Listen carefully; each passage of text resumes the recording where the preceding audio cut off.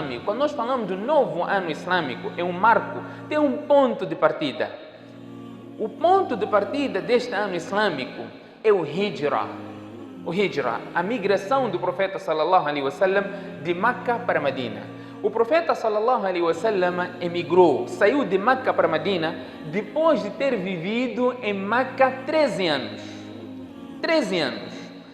A data, o calendário islâmico começa a partir deste tempo em que o profeta está a sair de Meca para Medina. Os 13 anos estão de fora.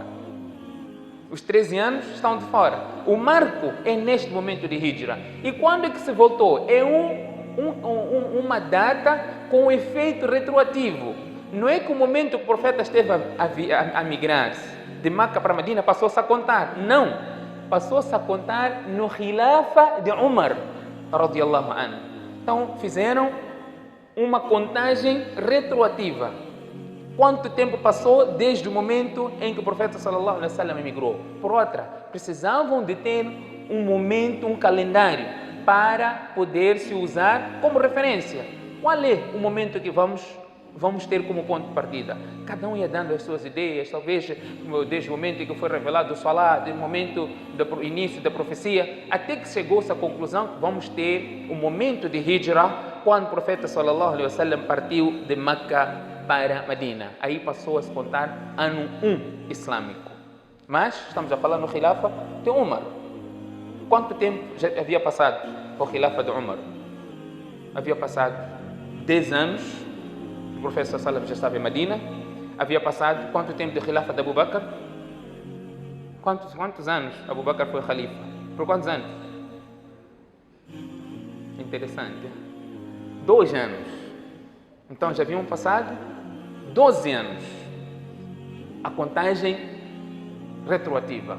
O marco desde o momento em que o profeta sallallahu alaihi wasallam emigrou para Medina. Esta imigração é um incidente extremamente importante e marcante para nós. Se não fosse pela imigração do profeta sallallahu alaihi wasallam, dificilmente hoje nós estaríamos a falar que somos muçulmanos.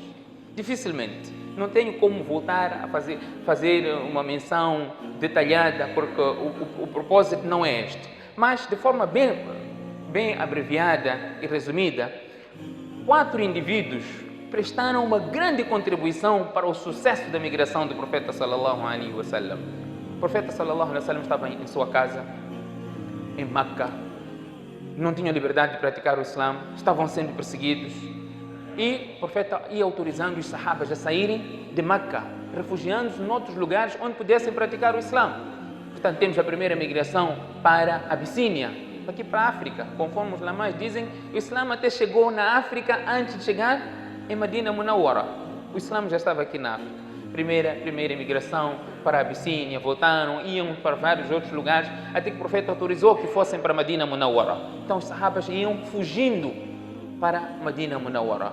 As pessoas para sair tinham que abandonar os seus bens, as suas riquezas. Passagem de Suhaib ibn Sinan, quando ele emigrou, saiu de Meca para Medina, e quando encontrou-se, ele emigrou-se depois do profeta sallallahu alaihi wasallam. Mas a condição de ele de emigrar, de abandonar Meca, quando ele saiu, ele fugiu, foi perseguido e encontraram ele. Disseram: você não sai, você chegou pobre aqui em Meca, você agora já é rico, você tem muito dinheiro, você não sai daqui, você deve voltar. Suhaib ibn Sinan disse: se a condição for essa, eu vou indicar a vocês onde que eu deixei o meu dinheiro. Qual é a condição? Deixar-me emigrar para Medina, para eu ir poder praticar a minha religião. Tá bem, indique. Eles vão para a minha casa, debaixo da porta da minha casa eu deixei todo o meu tesouro. A palavra era suficiente. A palavra era suficiente. Deixaram Suhaib ibn Sinan emigrar, eles foram lá e encontraram o tesouro, o dinheiro que ele havia acumulado pelo trabalho que havia desempenhado. Portanto, assim emigravam. O profeta sallallahu alaihi wasallam não tinha autorização de sair de Meca. Abu Bakr Siddiq radiyallahu anhu também queria emigrar, mas não podia sair deixando o profeta sallallahu alaihi wasallam. Até ia perguntando ou pedindo ao profeta sallallahu alaihi wasallam, o profeta sempre ia protelando Abu Bakr. Quando chegar o momento, eu irei informar. O profeta sallallahu alaihi wasallam em sua casa viu que a sua casa estava sendo cercada.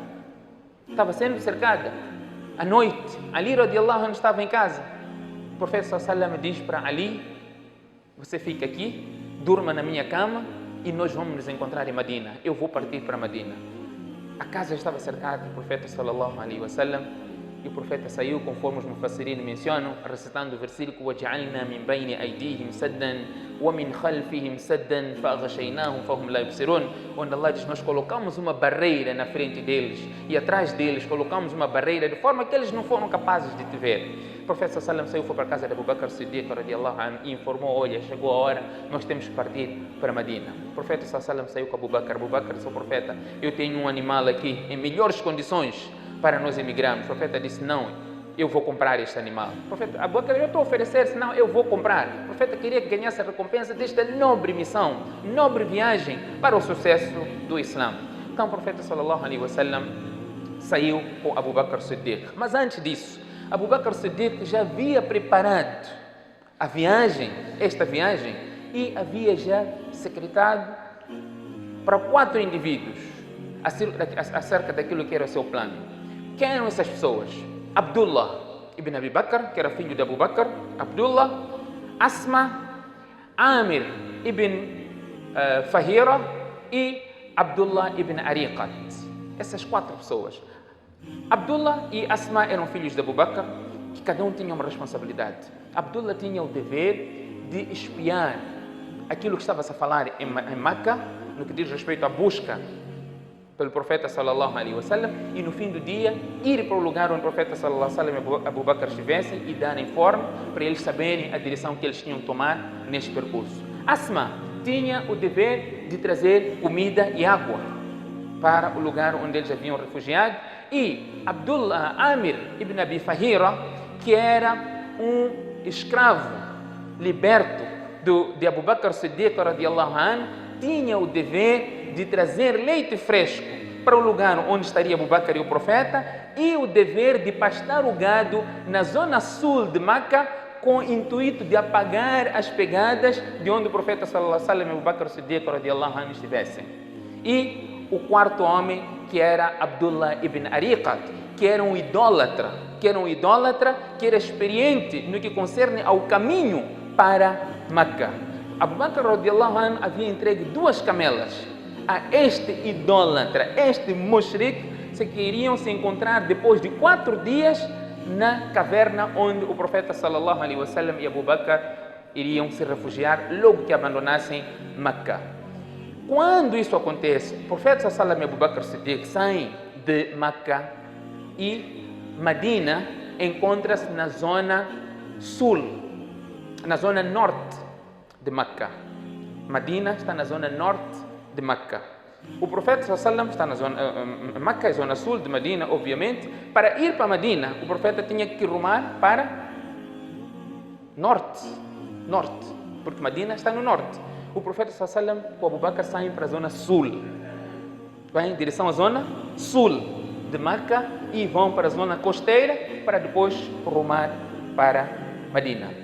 Era uma estratégia para eles. Toda a gente que estivesse a perseguir saberiam que estão a ir para Medina, tomavam rumo para Medina, provavelmente poderiam encontrar. O profeta sallallahu saiu com Abu Bakr de Meca e dirigem-se para a zona sul de Meca e refugiam-se na caverna. E cada um tinha a sua missão de fazer os seus trabalhos. Portanto, no 4º dia, conforme combinado, este idólatra de nome Abdullah ibn Ariqat vem ao encontro do profeta sallallahu alaihi wasallam e Abu Bakr para rumarem a Medina. Neste momento, o informe, o anúncio era aquele que trouxer a cabeça de Muhammad ou de Abu Bakr terá 100 camelos. 100 camelos. O acordo foi com Abu Bakr, não era acordo escrito, era um acordo verbal. Acordo verbal com um mushrik. Estava na posse dele 2 camelas. E o pagamento provavelmente seria muito mais reduzido do que aqueles 100 camelos. Não denunciou onde estava o profeta e onde estava Abu Bakr Siddiq, porque havia dado a sua palavra. Eu virei para o lugar e irei prestar o meu trabalho. E assim fez. Este mushrik é quem adora outros, adora pedra, ídolo. E naquele tempo, eles podiam fazer tudo o que era pecado. mas não faltavam com as suas palavras. Por isso que a palavra era suficiente. O exemplo aqui de Suhaib ibn Sinan, quando foi perseguido, a passagem que eu mencionei, ele disse: eu vou indicar onde estão os meus bens. Ele indicou. E neste mesmo incidente, o Suraqa, um outro indivíduo que veio quando se apercebeu que o profeta estava na zona costeira, porque depois de alguns dias passarem, veio uma pessoa que estava passar na zona costeira. Quando chega a Meca, disse: eu vi 3 pessoas na zona costeira. Então Suraqa se apercebeu que só pode ser Muhammad, Abu Bakr e um guia. Então ele despistou as pessoas e disse: não, já passaram muitos dias, não é Muhammad. Então ele saiu, foi para casa, preparou a sua provisão e direcionou-se para a zona costeira, e ele encontrou Muhammad e Abu Bakr percorrendo a viagem. E era, os ulamás mencionam, depois de terem efetuado o Salat al-Maghrib, para rumarem a Madina Munawwara. O profeta sallallahu alaihi wasallam viu que Suraqa estava a vir, era uma pessoa com muita experiência, viu que Suraqa estava a vir, e o profeta disse: oh Allah, proteja-me do mal deste homem. Então Suraqa foi se aproximando. Quando esteve prestes, muito próximo, ele tirou aquele cesto com as setas deles de superstição, mexeu as setas e tirou uma. Disse: posso agora atacar ou não? A seta dizia que não. Achei muita mola em jogo, são 100 camelos em jogo. A seta diz isso, mas estão aqui, eu vou atacar. Ele continua e o cavalo tropeça. Ele caiu. Ele levantou, continuou a perseguir. Prestes ao profeta, as patas frontais do camelo, do cavalo, afundam. Ele tropeçou e caiu outra vez. Ele disse: os meus deuses não querem que eu faça isso. O que ele fez? Eu não vou conseguir. Então ele anunciou: oh Muhammad, parem, que eu não vou vos fazer mal. Abu Bakr disse: não, nós não podemos. O profeta disse: ele deu a palavra dele, vamos parar. Ele deu a palavra dele, vamos parar. Era suficiente, a palavra era suficiente. São ilações. Não estamos aqui a seguir uma certa sequência, mas conforme o tempo, são ilações que nós podemos extrair. Abu Bakr estava um pouco receoso, porque neste percurso, Abu Bakr por vezes ia para frente, por vezes andava atrás, por vezes andava à direita, por vezes andava à esquerda. O profeta disse: Abu Bakr, o que é que se passa? Ele disse: Ya Rasulallah, quando eu lembro que poderíamos ter uma emboscada, eu vou para frente, para eu ser o primeiro a ser almejado. Quando lembro que estamos a ser perseguidos, eu vou para trás. Se for para ser apanhado, eu sou a pessoa, sou o primeiro. Quando lembro alguma coisa, possa fazer mal à direita ou à esquerda, eu vou à direita, eu vou à esquerda. O profeta sallallahu alaihi wasallam tranquilizou Abu Bakr. Está uma passagem extremamente interessante. Para o profeta sallallahu alaihi wasallam, quando ouviu a palavra aqui do Suraqa, ele parou. E Suraqa chegou, o profeta sallallahu alaihi wasallam, e deu um informe do que estava a acontecer em Meca, que há 100 camelos em troca da vossa vida. Então, Suraqa ofereceu comida ao profeta, água. O profeta disse: não quero nada disso, quero uma coisa só, não diga a ninguém o nosso destino ou o nosso rumo. Então, ele disse também: eu não vou dizer. Suraqa volta. Quando ele esteve a voltar, o profeta sallallahu alaihi wasallam disse: este vai se tornar muçulmano e Allah vai guiar as pessoas através deste, que muitos anos a posterior, o Suraqa também tornou-se muçulmano. Neste percurso, Suraqa encontrou com algumas pessoas em direção a Muhammad. Ele dizia: não, eu já estou a percorrer, estou a vir deste lado, ninguém está. A palavra dada por quem? Primeiro, ele deu esta palavra ao profeta sallallahu alaihi wasallam: parem, não vou vos fazer mal. Solicitou algo dele: não informe ninguém acerca do nosso destino ou a nossa rota. Ele também não informou. Qual é a situação das nossas palavras hoje? Qual é a situação? Novo ano, sim, estamos no novo ano. A cada momento da nossa história, das passagens, dos ahadiths, levam-nos a uma ilação, a uma conclusão. Esta é a beleza do Islã.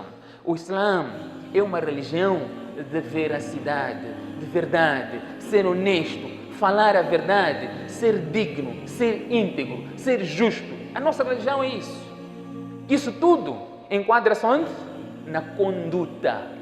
E o profeta sallallahu alaihi wasallam diz: dentre as ações que farão com que mais pessoas entrem no Jannah, qual é que é? O profeta sallallahu alaihi wasallam diz: boa conduta. boa conduta. Hoje nós temos receio de fazer um negócio. Nós dissemos isso abertamente. Eu prefiro fazer negócio com um não-muslim do que com o muslim. O muslim é espelho do outro muslim. O muslim, por vezes, ele tem que fazer um da'wah sukuti, um da'wah silencioso. Não precisa falar. A sua conduta só já indica. As pessoas veem que, de facto, essa é uma religião nobre, é uma religião verdadeira. فستذكرون ما أقول لكم وأفوض أمري إلى الله إن الله بصير بالعباد.